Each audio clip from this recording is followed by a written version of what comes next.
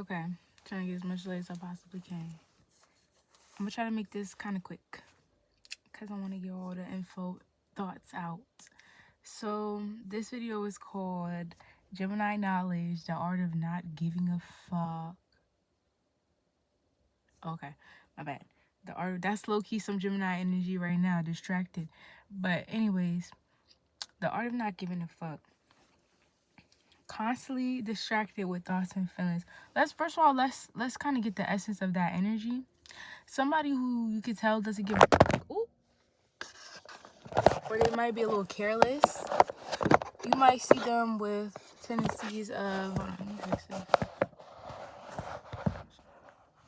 showing like they constantly distracted with thoughts and feelings, or maybe like just constantly distracted within them, jumping from one thought to another really quickly, really fast, not acknowledging their circumstances like that, like this distracted thoughts.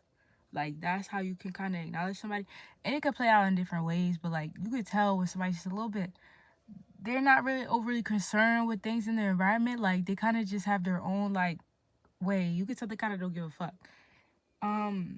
It could also be scattered, occurring, which is defined as occurring or found at intervals or various locations rather than all together, taking in surroundings in an analytical way. So like scattered energy like is very like here, there. Like it's never like actually contained and placed in an area. A lot of times Geminis can't really take their thoughts and place them in an area like Virgo can, which I'll get into.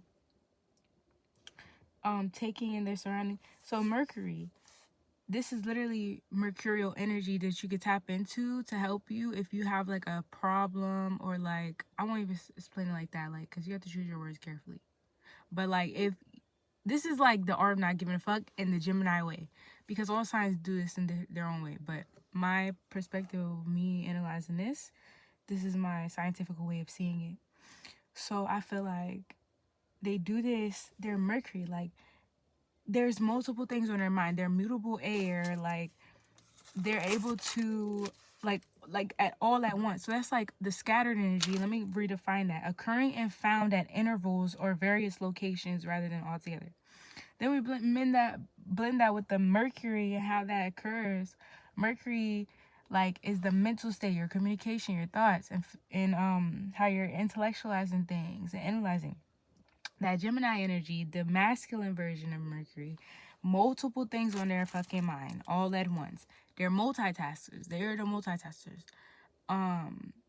They're able to do a lot of different things and blend their like or bring their attention in for like a little bit and then take it out, like jack of all trades, master of none as well. What are Gemini traits? Like how okay, so I wanted to define that was pretty much a lot of Gemini traits. So how does their energy, in my perspective, align for how does their energy allow for lighter, more carefree attitude and embracing, how do they embrace change?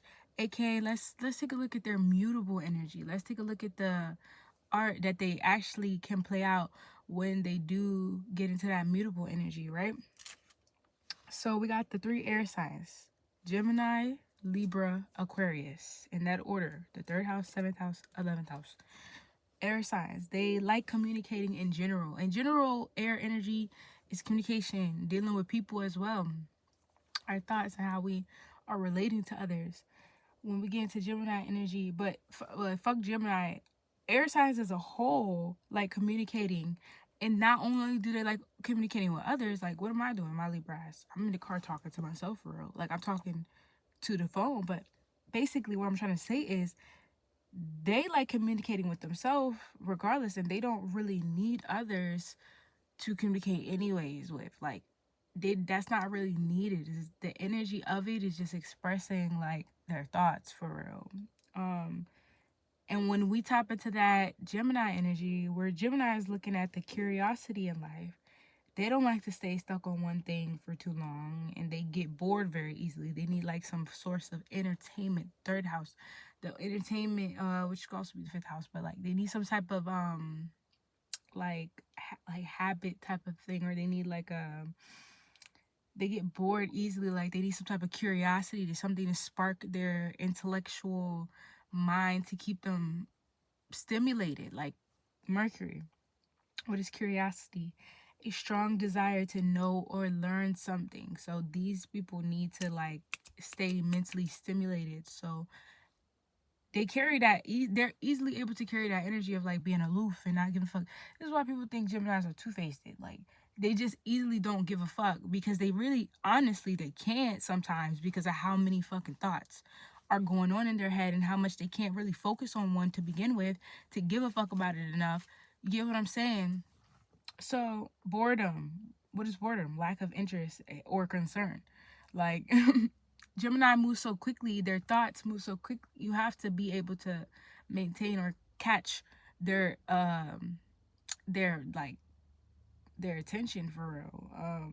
If it's not entertain, if it's unentertaining, then they won't. And they usually will either detach from certain things that they want to entertain, or and like play the, like they can like play that like Dr. Jekyll Mr. Hyde thing, where they'll play a like, this is the fickle energy. They'll play like a, like they are blending with it, but really they don't give a fuck about the energy, like because they're so quick with how they think, and then they're witty with how they communicate, because they got that Mercury shit.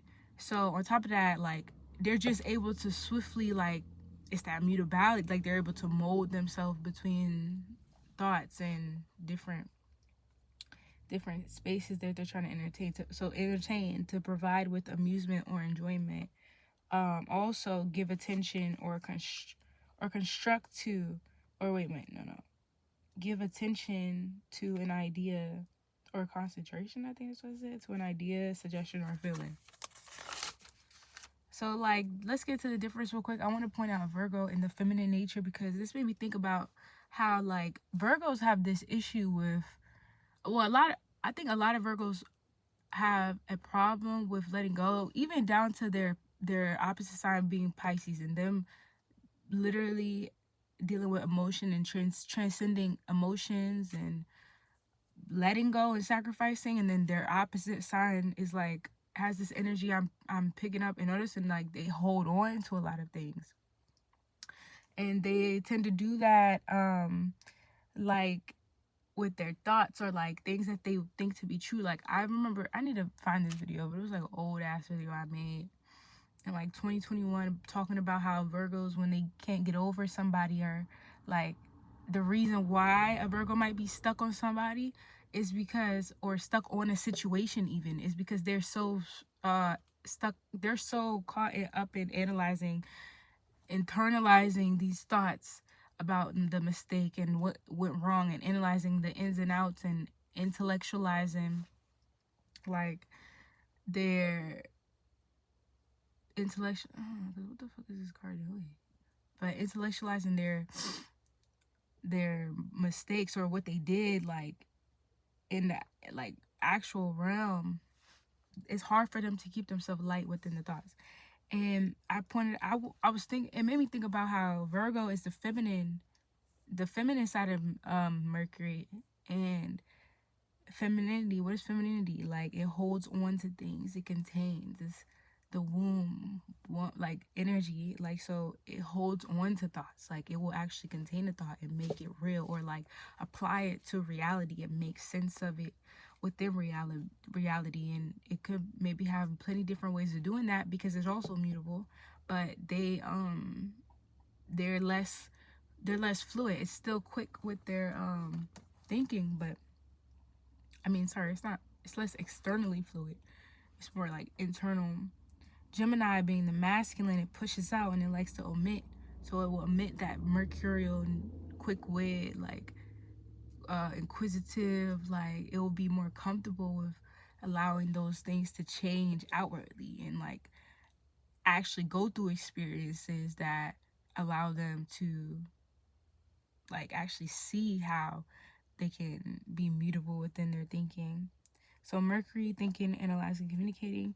Virgos like to hold on. Oh, this is where I wrote. I just freestyled that, but I wrote a whole thing. Virgo likes to hold on to and redevelop, which is like the opposite of transcending. While Gemini likes to omit and change, expand, um, in what is it? No knowledge, express, which is the Jupiter opposition, but Jupiter and Mercury with Gemini and Sag kind of share that similarity, where Gemini could actually get into that, where they do expand their thoughts and express that. Not saying Virgo can't transcend, but it's a trickier access because what they do is different. Like, is that all right? So how to do this energy in your life? So yeah, how to do this energy in your life? You gotta like have things and catch yourself when you're thinking. Try to entertain different thoughts. Try to entertain other thoughts than the ones that are like consuming you if you give a fuck too much. Have like a little bit of energy of changing or like molding yourself into a different way of thinking by opening your mind or trying to go through different experiences, like seeing, well, okay, what could happen, like be quick on your feet, like that Gemini energy, more less concerned with the environment, more like inquisitive or like curious for real about what could happen, instead of like and thinking about ways to intellectualize that instead of like I guess holding on to it. And examples, I was gonna say examples of some famous Geminis, but I was gonna put that, actually I might still put that in the video because I was gonna edit the examples of like statements so I could further explain my point, but I might not even need to. I just post this, but we'll see. All right, that's it. That's all I got for now.